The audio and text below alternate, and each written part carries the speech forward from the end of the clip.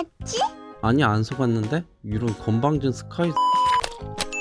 지금까지 의뢰받아 취재한 아이템 중 가장 힘들었던 건 스마트폰 없는 세상에서 살 수 있을지 취재해달라는 의뢰였습니다. 웽이 유튜브를 본격적으로 시작한 건 이제 1년 됐고 그 전엔 주로 페이스북으로 했었는데 페북은 꼭 영상일 필요가 없어서 지금부터 얘기할 가장 힘들었던 취재 아이템도 영상이 아니라 글기사로 썼던 겁니다. 촬영본이 거의 없긴 하지만 아무튼 시작해볼게요. 하나 둘 셋 얍.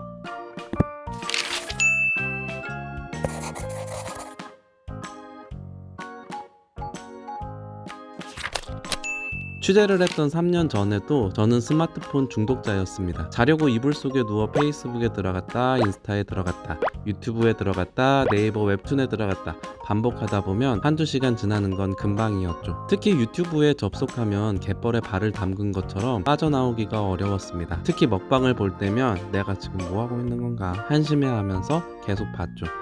그러던 어느 날 취재 의뢰가 접수됐습니다.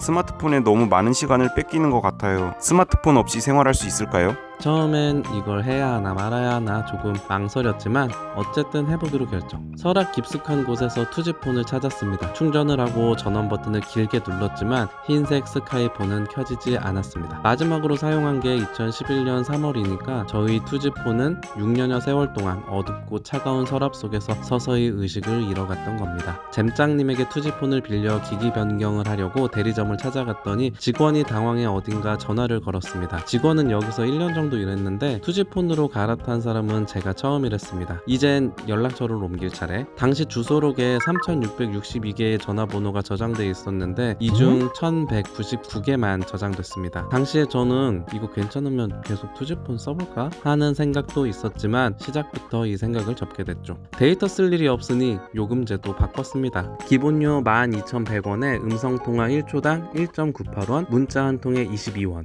매일 1시간씩 한 달 통화하면 통화료만 1.98원 곱하기 60초 곱하기 60분 곱하기 30일 해서 21만 3,840원.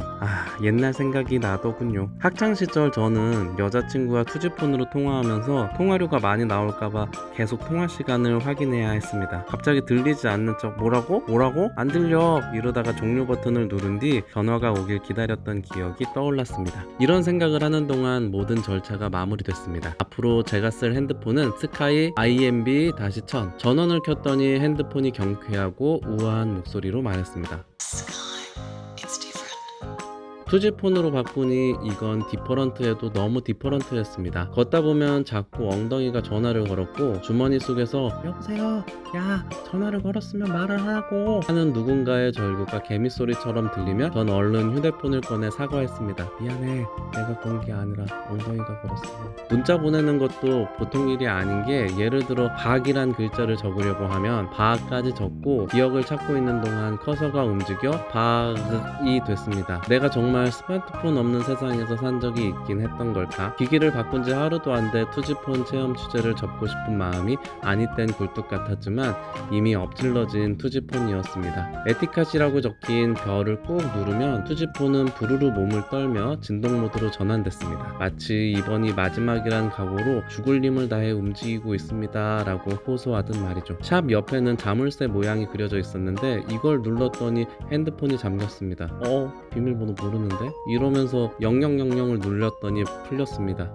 잼짱님 비밀이라곤 하나 없는 투명 유리 같은 우리 잼짱님. 지하철에서도 손에 스마트폰이 없으니 뭘 해야 할지 모르겠더군요. 그러다 눈에 들어온 게 준, 이거 인터넷 비슷한 것 같았는데 버튼을 누르니 첫 화면에 요금 부과 기준이 나왔습니다. 요금 폭탄 맞을까봐 꼼꼼히 정독한 뒤 접속하기를 눌렀는데 스마트폰 없이 지하철을 타니 지하철 안에 있는 글자를 한 글자 한 글자 정독하게 되더군요. 당시엔 소아암을 앓고 있는 건이를 후원해달라는 내용의 공익광고가 붙어 있었습니다. 포스터가 이곳에 붙은 지는 꽤 됐겠지만 읽은 건 처음이었죠. 이 포스터를 찍으려고 카메라를 켰습니다. 에티켓 모드로 촬영해도 소리가 다르나? 시험삼아 바닥을 향해 카메라 셔터를 눌러봤는데 엄청 큰 효과음이 울렸습니다. 야야야 소리 나는 게 에티켓이야 라고 야단이라도 치는 것처럼 말이죠. 정부는 2004년부터 도찰 방지를 위해 휴대폰 카메라 촬영음을 의무화했습니다. 스마트폰 없이 화장실을 간다는 건 한 번도 생각해 본 적이 없었습니다. 변기에 앉았는데 딱히 할 게 없으니 싸는 데 집중할 수 있었습니다. 온 힘을 다해 느긋하게 어거지로 밀어내는 게 아니라 덩어리들이 출구를 향해 우아하게 미끄러져 가는 느낌. 이태원에서 저녁 약속이 있던 날이었습니다. 혹시나 높아심에 설명드리지만 이건 요즘 취재한 게 아니라 3년 정도 전에 취재했던 거라 코로나랑 상관없으니 뭐? 이 시국에 이태원? 이러면서 오해하진 말아주세요. 아무튼 처음 가보는 음식점이라 위치를 몰랐는데 투지폰엔 지도 어플이 없었습니다. 지하철역에서 내린 뒤 행인을 붙잡고 길을 물었지만 얼마 못 가 또다시 길을 잃었습니다. 만나기로 한 상대에게 자초지정을 설명하자 문자로 찾아오는 길을 설명해줬는데 문자에 잔뜩 묻어있는 귀찮음. 문자가 도착할 때마다 휴대폰에서 메시지인데 속았지? 라고 울렸는데 한 번도 안 속았다 임마. 문자는 100개까지만 저장할 수 있었기 때문에 거의 다 차면 먼저 온 문자를 일일이 지워야 했습니다. 그래서 어렸을 땐 사랑 고백 같은 소중한 문자는 문자 보관함에 따로 보관하곤 했었죠. 집에 들어오니 밤 11시쯤 전 녹초가 됐고 투지폰도 힘들었던지 배터리 표시등을 깜빡이며 라고 호소했습니다. 링거를 투여하듯 핸드폰 옆구리 부분에 충전잭을 꽂고 잠에 들었습니다. 제가 스마트폰을 처음 구입한 건 2011년 3월 11일. 스마트폰 없는 세상에서 살았던 적이 있었을까 싶을 정도로 모든 게 변하기까지 6년이면 충분했습니다. 가끔 스마트폰의 노예가 된 것 같은 자신을 바라보며 스마트폰을 버리면 자유로워지지 않을까 하는 상상을 할 때가 있는데 일주일 그렇게 생활해보니 아니었습니다. 자유는커녕 손발까지 완전 묶여버리는 느낌. 지금까지 우리가 살아온 방식을 버리고 산다는 게 쉬운 일은 아닌가 봅니다. 요즘 코로나가 지금까지 우리가 살아온 방식을 많이 바꿔놓는 바람에 모두 힘든 시기를 겪고 있지만 여러분 끝까지 힘내시고 이제 제가 없어져 볼게. 하나 둘 셋 얍. 하나 둘 셋 얍.